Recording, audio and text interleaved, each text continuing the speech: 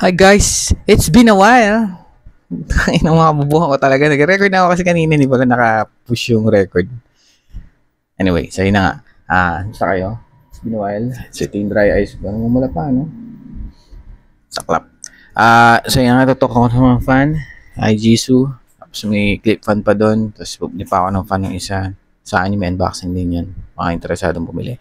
So, mag-voice over na lang ako doon sa video na gagawin ko ngayon, which is para sa Black Shark Fan Cooler 3 Pro na nilinis ko. Fan Cooler 3 Pro nga ba yun? Tingnan lang natin. Basta ito yung Fan Cooler 3 Pro, hindi may alam. Tada! So yan. Yan siya. Nilinisan ko yan. Sa experience ko, kung lagi nyo ginagamit as in araw-araw, mahina ang 8 hours or 6 hours. So, most likely mga once every 4 weeks or 1 month or no more than 2 months talagang nilinisin niya siya kasi kapag hindi yung grills niya malikabukan and medyo mahina yung dissipation ng heat. So pag mahina yung dissipation ng heat, affected na yung pag-produce niya ng cold sa kabilang side. So para mas effective dapat malinis. Tara, proceed na tayo sa video. Tama itong mga kwentuhan natin. Basta alam ko summer ngayon, Lord! Anong oras na ba?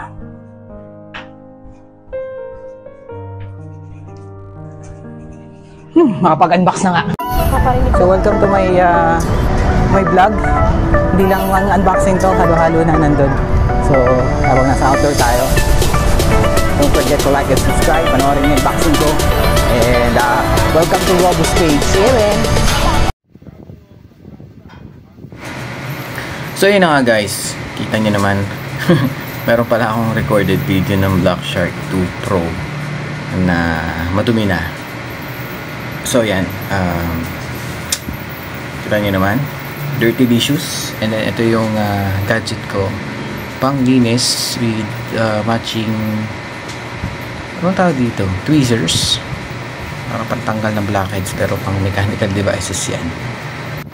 So yun na nga, ito yung tweezers. Tapos ito yung sinasabi ko sa inyo yung bakal na pang scoop ng dumi sa tenga. Actually, pwede nyo siyang gamitin para lang mag-stop yung pag-spin ng blades habang tinitissue nyo or ginagamitan nyo ng panlinis. Kasi kung tweezers lang yan, iikot siya mamaya ng mag-isa. So, mahirap linisin yung blades. Makikita nyo yan mamaya. And then, pwede kang gumamit ng clean wipes. Actually, ito yung old method na ginagamit ko eh.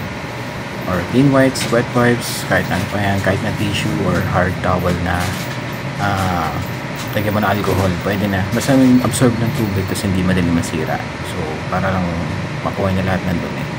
And gamit yung tweezers, kaya na yung gagawin nyo. Medyo bilugin nyo para walang mahimulmol. And proceed na sa cleaning. So yan no, medyo nag-iisip pa ako paano linis gagawin ko dyan. Basta ang point is ma-reach out nyo yung both sides ng fans, which is usually yan yung parang nakaka-ipon ng dumi kasi yung iikot siya. Over time na ipon na ng alikabok yan. So both loob at labas ng sides ng fans is dapat malinis yun. Sa Black Shark 2 Pro, yung kita nyo yung diba ang dumi. Sa Black Shark 2 Pro, makikita nyo yung side or yung area ng fan kung malinis kasi parang transparent yung dating niya. So kung madumi, makikita nyo medyo opaque yung dating niya. Pag nalinis nyo na completely, parang makikita nyo yung visible yung tissue or pamunas nyo sa likod ng fan. Problema lang talaga dito yung mga grills kasi ayan, hirap mag-maneuver in between. Kaya kailangan nyo ng second parang taghawak ng fans para hindi umikot habang naglilinis kayo. Para maging steady siya. So yan. Daming dumi yan. Expected na yan. Kahit na anong fan naman kahit sa bahay natin, di ba? Laging nakakaipon ng dumi yan over time. And lalo na yun sa akin since lagi ko ginagamit yan. Kitang-kita na yung dumi. Nice.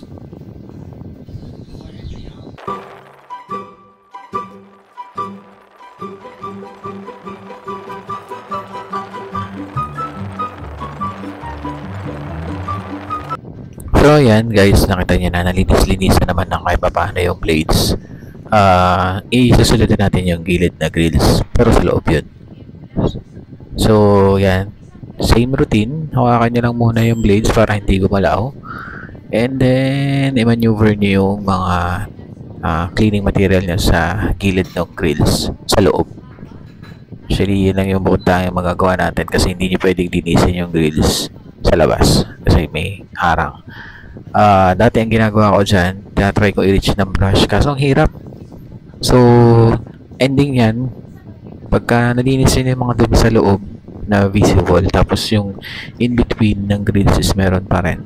Ang pwede nyo gawin dun is ihipan nyo ng hangin, ipugahan nyo, malakas yung parang galit na galit ka talaga, parang may tinataboy ka na langgam sa lamesa, ganun, para matanggal yung mga dumi. Preferably ginagawa ko to either sa CR para magtalsikan man yung alikabok, hindi kakalat sa ibang areas na malinis, or sa kitchen sink para makita mo talaga dun yung mga dumi nagtatalsikan. Tapos, naisip ko na rin dati, bumili ng parang mga panlinis ng mga digital devices tulad dun sa Digicam or sa DSLR. Di ba meron silang mga cleaning tool na parang mga bilog na pag pinindot mo may lumalabas na hangin na parang ang effect niya is parang binubugahan mo din. I think meron din yung mga panlinis ng relo para mawala yung mga moist sa loob. So yun. I mean, pwede kayong bumili nun kung hindi nyo trip magbubuga, pero kung kaya nyo mag-DIY, bugahan nyo na lang.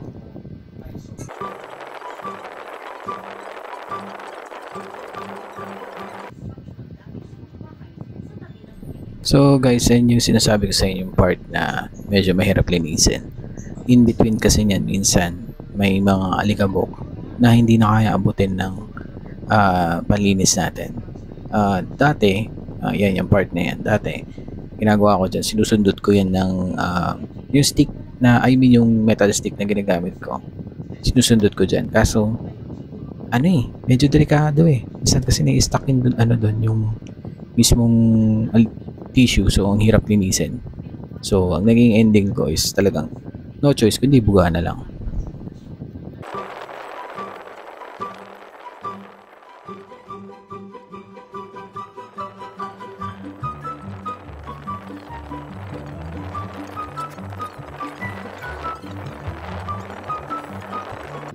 So yun na nga, nalinisan natin yan, yung nabasa mga sulok-sulok, yung mga gilid-gilid niya kasi itong design ng Black Shark Phone Cooler 2 Pro is medyo maraming mga edges and maraming mga areas kung saan pwede magtago yung dumi. Yung ginawa natin, hindi siya 100% clean, pero nakakatulong na siya as panlinis ng.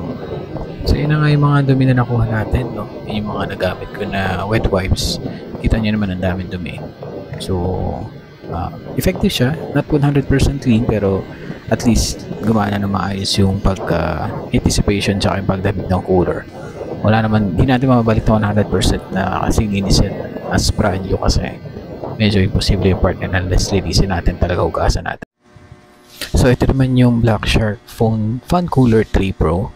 Yung itsura niya, mas malaki siya sa Pro 2. So dito makikita nyo iilawan natin, mas visible yung dumi kasi yung blades niya white.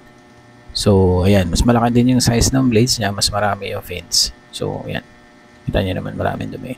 Yung goal natin is tanggalin lahat dyan and yung mga nakaharang sa daanan ng airflow.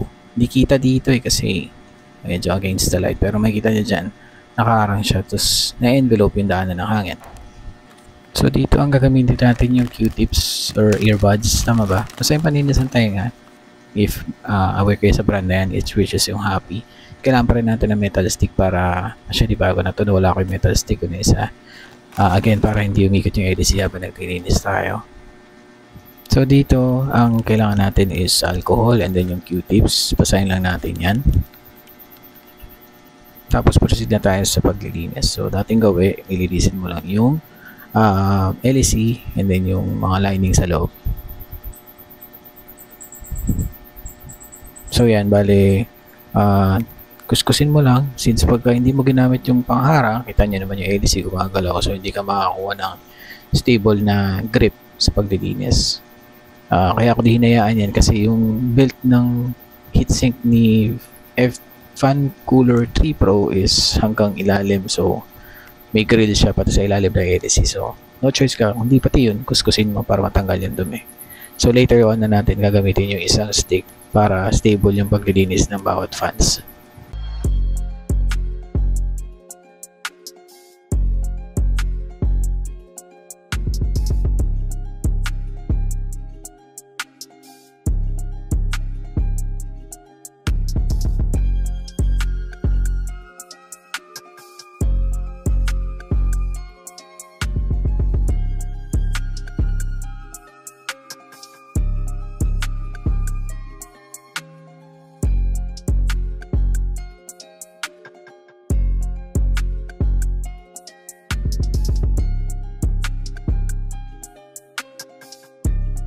So yun na nga dito, kita nyo malinis na siya. Maganda pag puti kasi kita mong ano yung nagawa mo.